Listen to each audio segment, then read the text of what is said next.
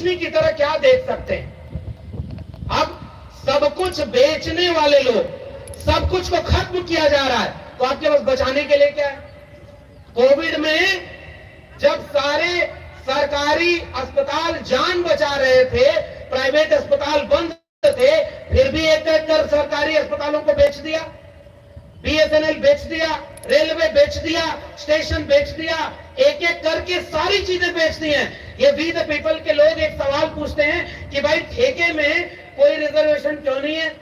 इस देश के 90% लोगों के पास 90% जमीन क्यों नहीं है? और आखिरी चीज उसमें जोड़ लीजिए, नई शिक्षा नीति के चलते 2020 में जो नई शिक्षा नीति आई, उसने आपके बच्चों की शिक्षा को हमेशा हमेशा के लिए उन्हीं अंबानी और अडानी के निजी हाथों में बेच दिया है, और हमारे और आपके बच्चों को अब कोई शिक्षा नहीं मिलने वाली है। ये इस देश में हो चुका। संविधान बचा रहेगा। संविधान दिवस के दिन कितना भी बड़ा झूठा प्रधानमंत्री हो, कितना भी कोई रबर स्टाम्प, कोई भी मंत्री विधायक बना दिया जाए, वो संविधान की शपथ लेंगे। संविधान के अंदर के जितने अधिकार हैं वो खत्म कर दिए गए। और इसलिए नई शिक्षा नीति, आप गांव में जाकर देखिए, सरकारी स्कूलों में किन के घरों के बच्चे पढ़ते हैं? सबसे ज्यादा 90% कमेरा लोगों के घरों के बच्चे सरकारी स्कूल में पढ़ते हैं। जहां न इमारत है न शिक्षक हैं, तो शिक्षक की जरूरत नहीं है। और सिलेबस बन रहा है नया नया। कुछ दिनों बाद आप किताब में पढ़ेंगे, जैसे सिनेमा बन रहा है, पता है ना, कुछ जो टीवी एक्टर, सिनेमा के एक्टर, विमल पान मसाला, दाने दाने में केसर का स्वाद, और कभी ना अपने गुटखा खाते हैं, ना अपने बच्चों को गुटखा खाते खिलाते हैं, और पूरे देश के लोगों को गुटखा खिला रहे हैं, पान मसाला खिला रहे हैं कि नहीं? वैसे ही उनके घरों के बच्चे अशोका, गलगोटिया, एमटी, लवली प्रोफेशनल यूनिवर्सिटीज में पढ़ते हैं, और आपके बच्चों के लिए जो डीयू, जेएनयू, जामिया, इन विश्वविद्यालयों में जहां की नाम फीस थी, पहली पीढ़ी के हम लोग आए और पूरे विश्वविद्यालय को बेच दिया। हमारे भोजपुर में कहावत है, खेलब न खेले दे, खेलब बिगाड़ब। अब जो हमारे जो रिजर्वेशन का विरोध किया, नहीं रोक पाए। पहली पीढ़ी के लोग प्रोफेसर बन गए, नहीं रोक पाए। पहली पीढ़ी के लोग आकर के इन विश्वविद्यालयों में खड़े होकर 13 पॉइंट रोस्टर का विरोध करते हैं, भारत बंद करते हैं, नहीं रोक पाए। जब नहीं रोक पाए तो पूरे विश्वविद्यालय और स्कूलों को अंबानी अडानी का तो बेच दिया।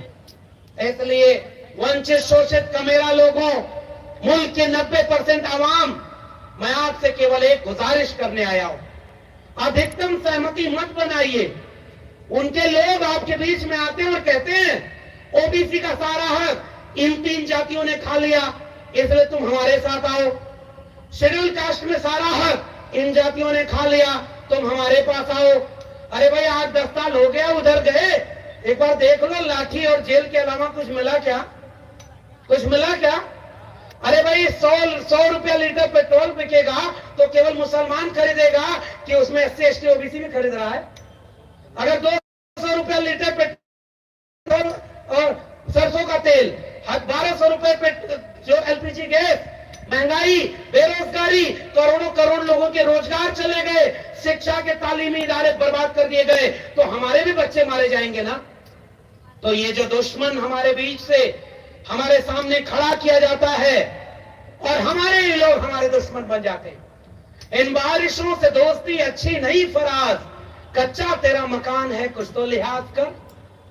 और मैं उम्मीद की तरह अपनी बात को खत्म करूंगा केवल यही कि माना कि स्याह रात नाम लेती नहीं ढलने का, यही तो वक्त है सूरज तेरे निकलने का। मीडिया बिक गई थी तो ये बहुजन समाज के लोगों ने अपनी जबान को अखबार और अपने हाथ में कलम और यूट्यूब चैनल का एक वीडियो बनाने का जिम्मा लेकर के मेन स्ट्रीम मीडिया को 2ym दर्जे का बना दिया और घर घर अपनी आवाज बुलंदी से पहचान रहे। गांव में हम जाते हैं तो लोग हमसे कहते हैं कि साहब आपको सुनते हैं तो बड़ी हिम्मत मिलती है। सच कहें तो हम तो डरे हुए लोग हैं। जब हमारे गांव में कोई व्यक्ति मुझसे कहता है जिसे मैं नहीं जानता कि आपकी वो पाठशाला मैंने सुनी थी, मुझे हिम्मत मिल जाती है कि बाबा साहब के समय तो बड़ी मुश्किल से जनता प्रबुद्ध भारत मूक नायक निकालना पड़ा, बंद हो गए अखबार, आपका अखबार बंद हो गया, अकेले थे ये लोग,